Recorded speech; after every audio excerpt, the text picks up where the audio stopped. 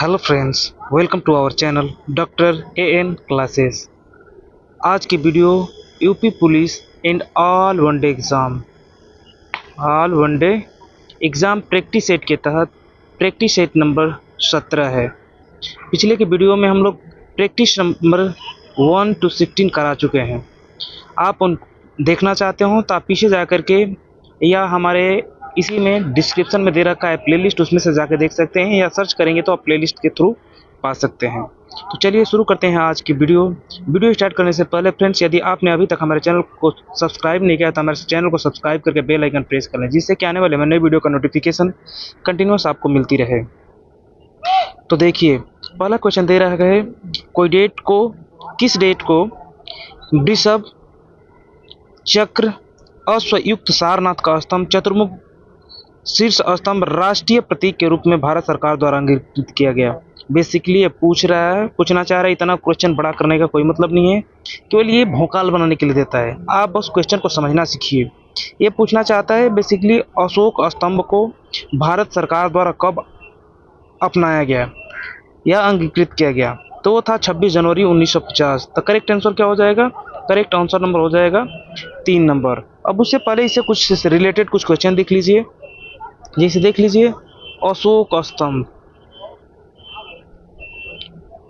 स्तंभ कहाँ से लिया गया है? तो ये लिया गया है सारनाथ से। अशोक स्तंभ कहाँ से लिया गया है? सारनाथ से।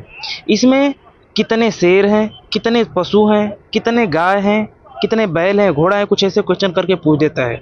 तो अगर आपसे पूछ दे कि कितने शेर हैं, तो 4 शेर हैं। दिखाई कितने देते हैं?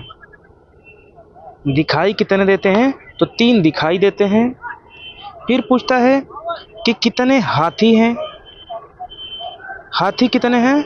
तो हाथी 1 है। फिर पूछ देता है घोड़ा कितना है? तो घोड़ा भी 1 है। फिर पूछता है कि सांड कितने हैं? तो सांड भी 1 है। जिसमें एक सींग की आकृति क्या करती है? हमारी दिखाई नहीं देती। अगर शेर पूछ दे तो कितने हो गए? 4। और दिखाई कितने देते हैं? 3। एक दिखाई नहीं देते क्योंकि पीछे की तरफ हो जाता है। और देखिए, अशोक स्तंभ पर क्या लिखा होता है? तो अशोक स्तंभ पर लिखा होता है सत्यमेव जयते। क्या लिखा रहता है? सत्यमेव जयते। हमेशा सत्य की ही जीत हो। अब सत्यमेव जयते की भाषा क्या है? किस लिपि में लिखा गया है? तो ये लिखा है देवनागरी लिपि में। किस लैंग्वेज में लिखा गया है? देवनागरी लिपि में। देखिए, एक एक क्वेश्चन में बहुत सारे क्वेश्चन फंसते जा रहे हैं, तो आप एकदम ध्यान से कंठस्थ करके देखते जाइए और इसका नोट्स बनाइए। बढ़ते हैं अगले क्वेश्चन की तरफ। क्वेश्चन नंबर 2, किस मामले के कारण ऐसा माना जाता है कि आपातकालीन की घोषणा की गई है? क्या ऐसा होगा? तो ये मान लिया जाएगा कि आपातकाल की घोषणा हो गई है। तो ऐसा कौन सा है? उत्तर प्रदेश राज्य बनाम नाग राजनारायण। अब ये देखिए कि आपातकालीन की घोषणा किस अनुच्छेद में दिया गया है? तो ये अनुच्छेद नंबर 352 है। आपातकाल किन किन स्थितियों में लगता है? बाह्य आक्रमण हो जाए, यानी कि कोई विदेशी आक्रमण हो जाए, बाह्य आक्रमण की स्थिति में, या युद्ध में शामिल, किसी युद्ध में जाकर शामिल हो गए तो भी क्या लगेगा? आपातकाल की स्थिति। या सशस्त्र विद्रोह हो जाए तो सशस्त्र विद्रोह की स्थिति में, मतलब अपने ही देश के लोग हथियार लेके आक्रमण कर दें, तभी ये क्या होगा। और बढ़िया अगले क्वेश्चन की तरफ। तो ये कौन सा विकल्प हो जाएगा? दूसरा। क्वेश्चन नंबर 3 देखिए, निम्नलिखित में से कौन सा विषय संघ सूची के अंतर्गत आता है? तो इसमें आता है, देखिए, वन किस विषय कौन सा सूची में आता है? तो वन आता है समवर्ती सूची में। समवर्ती सूची में पूछ कौन सा रहा है? संघ सूची पूछ रहा है। तो अगला देखिए, पशुओं की प्रतिकूलता का रोकथाम, ये किस में आ जाता है? ये राज्य सूची का विषय है। दिवालियापन एवं शोध क्षमता किसका विषय है? ये भी नहीं है। शेयर बाजार और वायदा बाजार किसका है? ये संघ सूची का विषय है, संघ सूची का विषय है। अब इसमें देखिए, स्पेस थोड़ा कम पड़ रहा है, यहाँ देखिए, यहाँ देख लीजिए, ये शक्तियों का जो विभाजन है, शक्तियों का विभाजन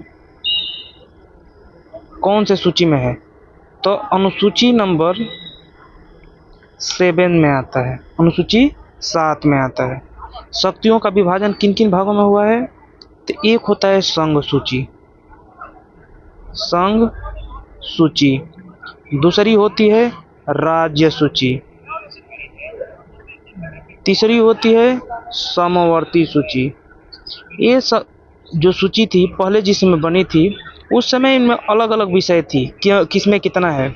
तो पहले इसमें जब संघ सूची था, इसमें पहले हुआ करता था 97 विषय, अभी कितने हैं इसमें? 100 हैं। पहले राज्य सूची में कितने विषय हुआ करती थी? 66 हुआ करती थी, अभी कितनी है? 61 है।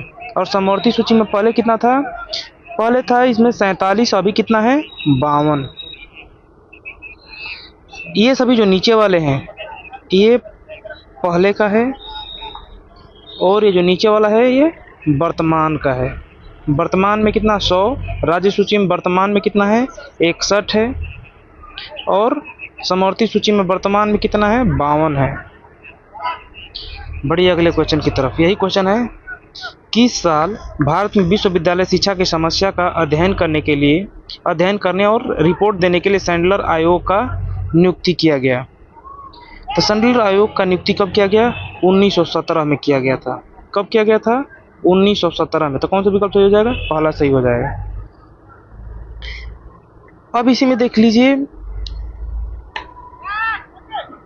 कलकत्ता, इस समय जो 1917 था, इसमें किसके लिए आया था? ये आया था कलकत्ता विश्वविद्यालय, कलकत्ता विश्वविद्यालय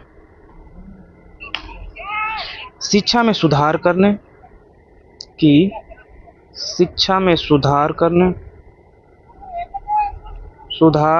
के लिए कब आया था? तो आया था 1917 में। कब आया था? 1917 में। इसका अध्यक्ष कौन थे? अध्यक्ष थे डॉक्टर M.E. सैडलर, इसलिए इसे कौन सी समिति का नाम दिया गया? सैडलर समिति। और इसमें 2 भारतीय सदस्य भी थे। कौन कौन 2 भारतीय सदस्य थे? डॉक्टर आशुतोष मुखर्जी एंड दूसरा कौन थे? डॉक्टर जियाउद्दीन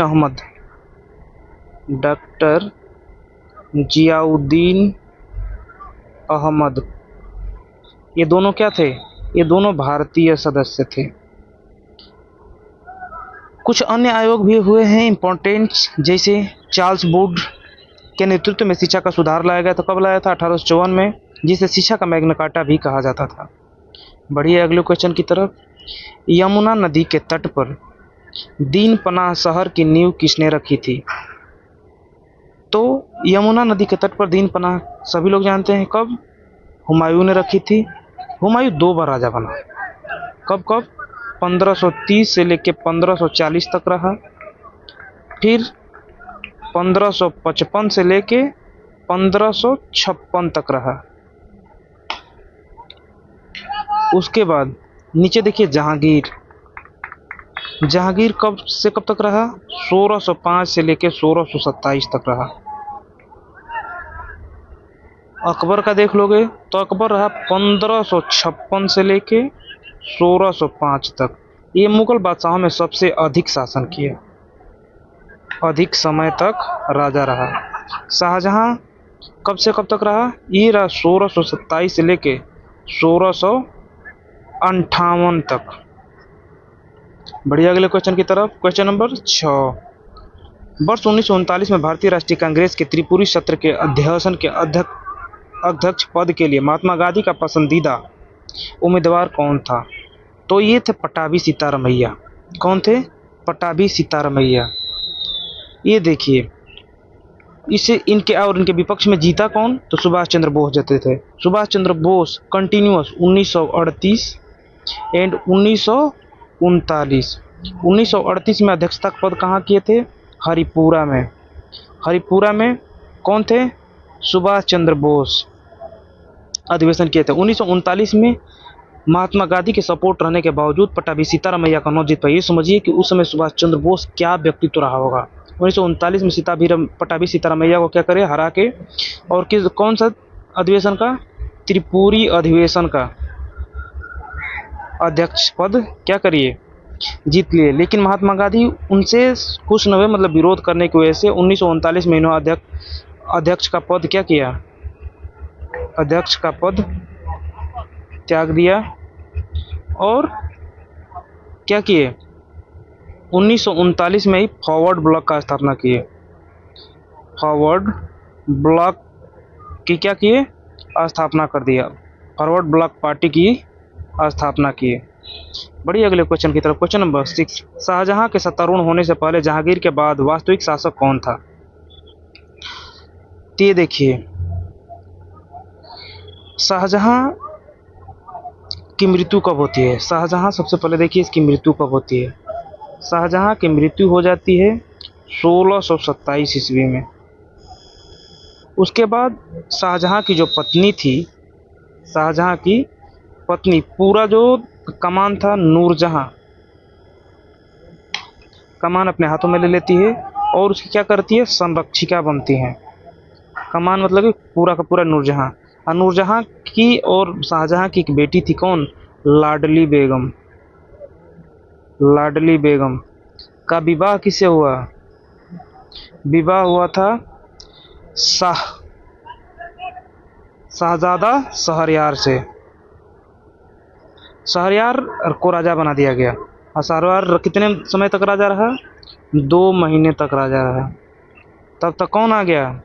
शाहजहां आ गया।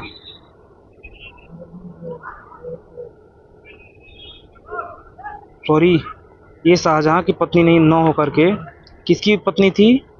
जहांगीर की पत्नी थी। कौन? नूरजहां। यह गलत हो गया था। शाहजहां कब राजा बना? जहांगीर की मृत्यु हुई थी 1627 में। उनकी पत्नी थी नूरजहां। नूरजहां संरक्षिका बनती हैं जब तक कि शाहजहां कहाँ था? दूर था। और उसकी लाडली बेटी लाडली बेगम थी। उनका जो शौहर थे शहरयार, शहरयार को राजा बनाया जाता है। 2 महीने तक राजा रहते हैं। उसके बाद आता है शाहजहां, गद्दी से आपदस्त करके खुद राजा बन जाता है। फिर क्वेश्चन नंबर 8 आता है, कन्नौज के पूर्व हर्षवर्धन कहाँ का शासक था? तो कन्नौज के पूर्व हर्षवर्धन जो था, ये थानेश्वर का शासक था। कहाँ का था? थानेश्वर का।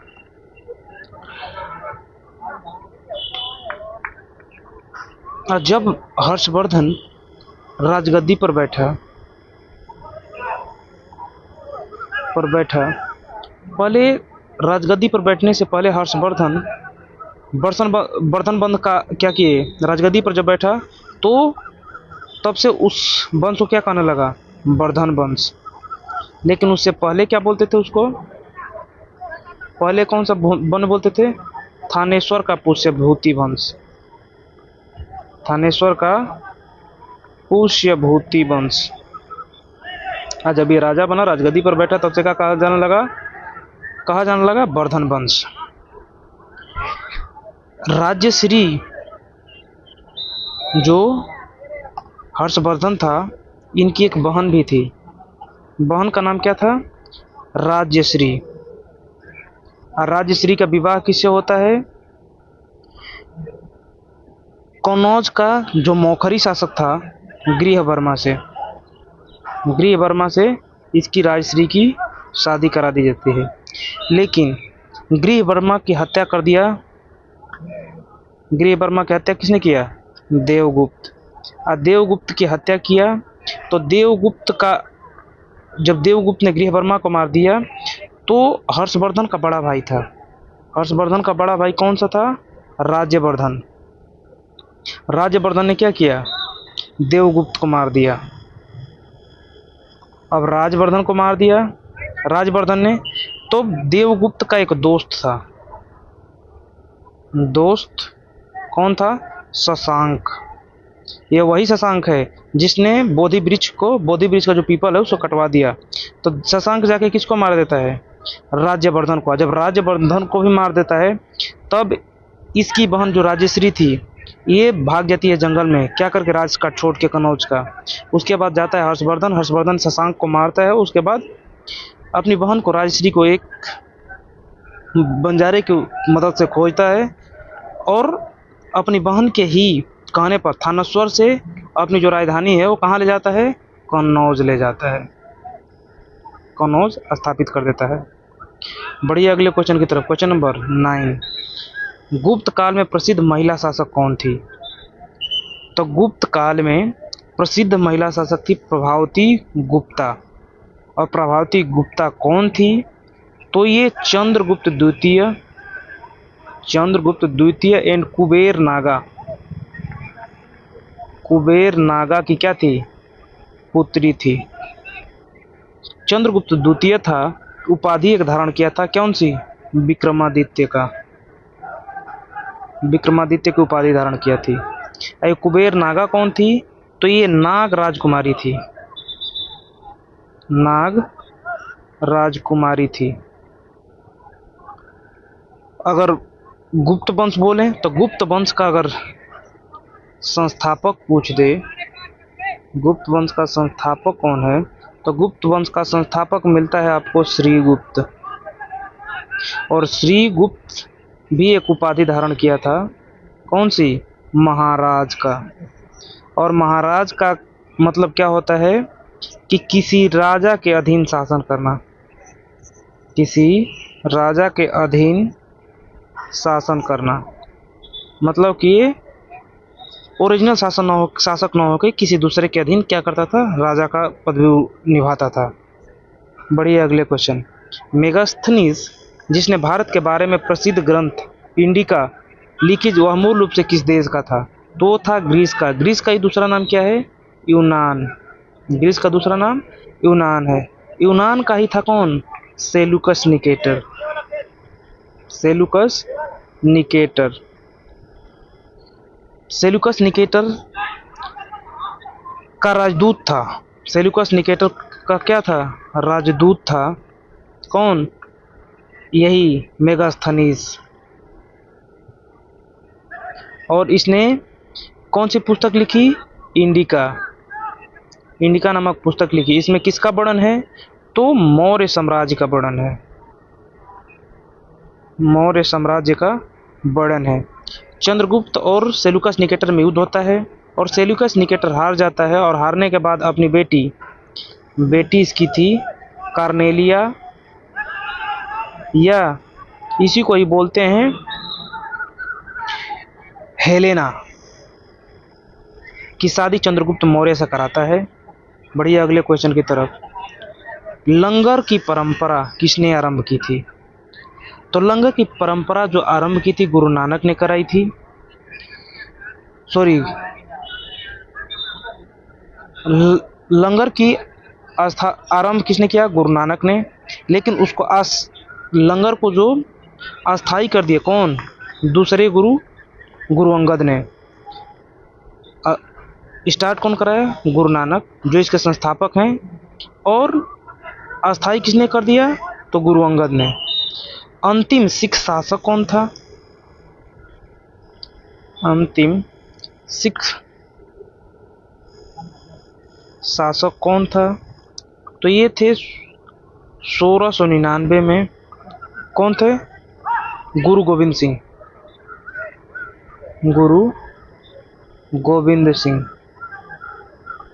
इन्होंने 1699 में खालसा पंथ की स्थापना कर दिया। खालसा पंथ की स्थापना किए। इन्होंने एक सरहुल प्रणाली की भी क्या की थी? स्थापना की थी। तो सही उत्तर कौन सा है? गुरु नानक। देखिए अगला क्वेश्चन। भारत के पहले प्रधानमंत्री पंडित जवाहरलाल नेहरू ने 14 अगस्त 1947 के मध्य रात्रि के नियति से वादा, इसी को एक बार दूसरे वर्डों में लिख देता है ट्रस्ट विद डेस्टिनी। नियति से वादा। शीर्षक भाषा कहाँ दिए थे? ये शीर्षक हो गया, ये भाषण कहाँ दिए थे? लाल किला दिल्ली, तीन मूर्ति भवन नई दिल्ली, संसद संविधान सभा, इंडिया गेट नई दिल्ली। तो ये दिए थे संसद संविधान सभा में। बढ़िए, भारत में निम्नलिखित में से कौन सा राष्ट्रपति निर्विरोध निर्वाचित हुआ?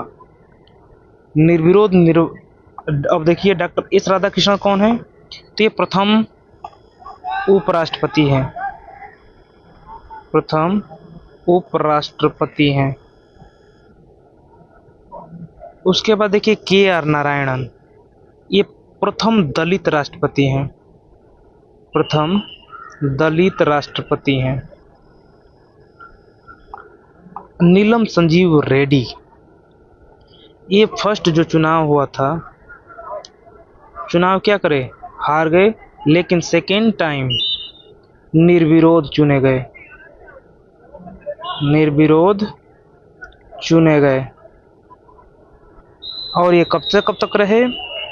तो 25 जुलाई 1977, 25 जुलाई 1977। और तभी से 25 जुलाई को क्या किया जाता है? हमेशा जो राष्ट्रपति का शपथ दिलाया जाता है 25 जुलाई को दिया जाता है। 25 जुलाई 1977 से लेकर कब तक रहे? 25 जुलाई 1982 तक। बढ़िए, अगले क्वेश्चन की तरफ। प्रत्येक 2 वर्ष बाद राज्यसभा के कितने सदस्य सेवानिवृत्त हो जाते हैं? ये देखिए, इसमें ये आर्टिकल 180 में दिया गया है, आर्टिकल 80 में दिया गया है कि राज्यसभा के अधिकतम सदस्य कितने हो सकते हैं? तो 250। अब वर्तमान में जो सीट है 250 में से 12 तो राष्ट्रपति द्वारा मनोनीत कर लिए जाते हैं और 233 राज्य एंड यूनियन टेरिटरी से क्या करते हैं? चुन के आते हैं। आर्टिकल एक और है 83 क्लॉज 1, 83 के सब क्लॉज 1 में दिया गया है कि जो राज्यसभा के सदस्य होंगे कितने वर्ष के लिए चुने जाएंगे? 6 वर्ष के लिए। लेकिन इसमें से प्रत्येक 2 इयर्स के बाद 1/3 सदस्य क्या होंगे? सेवानिवृत्त हो जाएंगे। बढ़िए, अगले क्वेश्चन की तरफ। शून्यकाल का अर्थ होता है जब विपक्ष का प्रस्ताव मान लिया जाए, जब कोई अति महत्वपूर्ण निर्णय चर्चा के लिए उठाया जाए, जब धन विधेयक लोकसभा में पेश किया जाए, ये भी नहीं है। तो सुबह और दोपहर के मध्य का अंतराल, लगभग ये जो टाइम होता है 12 बजे से लेके 12 PM से लेके 1 PM तक, ये जो टाइमिंग है इसे ही क्या बोलते हैं? शून्यकाल का सदन। बढ़िए, अगले क्वेश्चन की तरफ। उत्तर प्रदेश में कुल कितने लोकसभा संसदीय क्षेत्र हैं? तो उत्तर प्रदेश में लोकसभा के कितने हैं? 80 हैं। जैसे यूपी से अगर आप देखें तो लोकसभा की सीट कितनी है? 80। राज्यसभा सीट 31। विधानसभा देखोगे, विधानसभा में 403 और विधान परिषद में 100 सीट है। इसलिए बोलते हैं कि उत्तर प्रदेश जीत लिया जो भारत जीत लिया। अब देखिए, भारत का रूर किस नदी बेसिन को कहा जाता है? तो ये कहा जाता है दामोदर नदी बेसिन को, क्योंकि दामोदर किसके लिए प्रसिद्ध है? कोयला के लिए। किसके लिए? कोयला के लिए। ये दामोदर नदी कहाँ से निकलती है? तो ये छोटा नागपुर के पहाड़ियों से निकलती है। पहाड़ियों से 610 मीटर की ऊंचाई से गिरती है।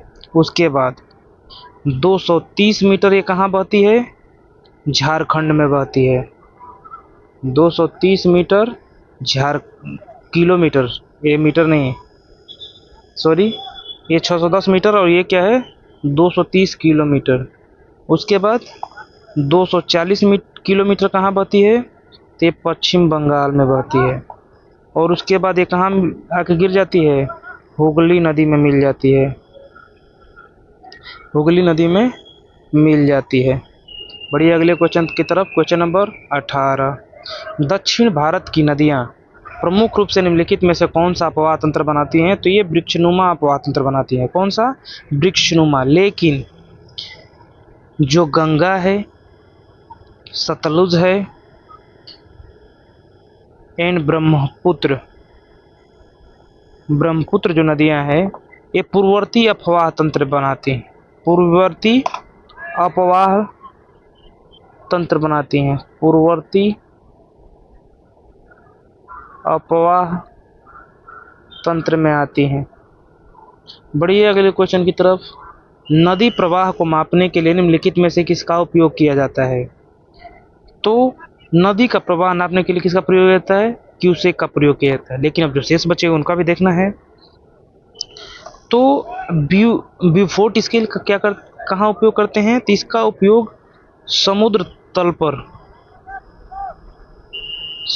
पर या समुद्र में हवा का वेग नापने के लिए किया जाता है, हवा का वेग नापने के लिए। रिएक्टर स्केल का प्रयोग किसके लिए करते हैं? तो इससे भूकंप की तीव्रता नापते हैं, तीव्रता नापते हैं। एनीमोमीटर से क्या करते हैं? पृथ्वी पर हवा की गति मापते हैं, हवा की गति मापते हैं। अब देखिए श्री सैलम बांध किस नदी पर बना है? तो श्री सैलम बांध बना है कृष्णा नदी पर। किस पर बना है? कृष्णा नदी पर। और श्री सैलम बांध है कहाँ? तो ये कुर्नूल आंध्र प्रदेश में पड़ता है एवं महबूबनगर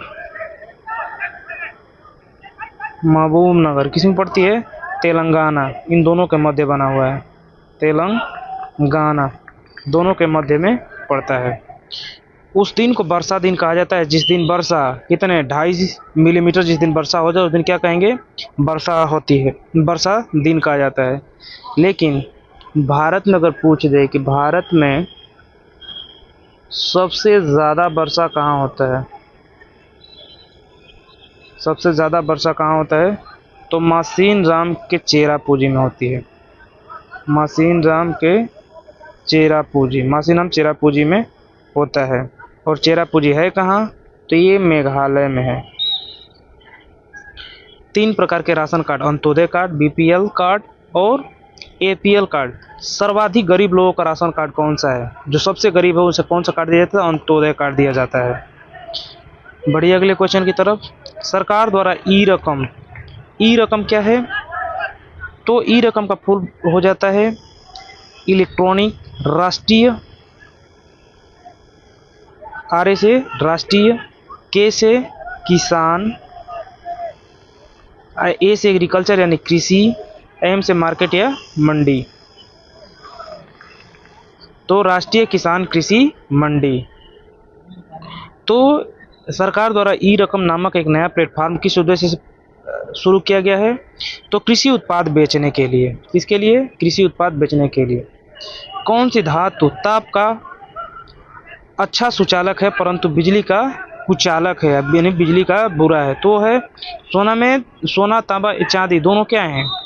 ये ऊर्जा, बिजली और किसका? ऊष्मा दोनों का क्या है? सुचालक है। लेकिन अभ्रक कुचालक है।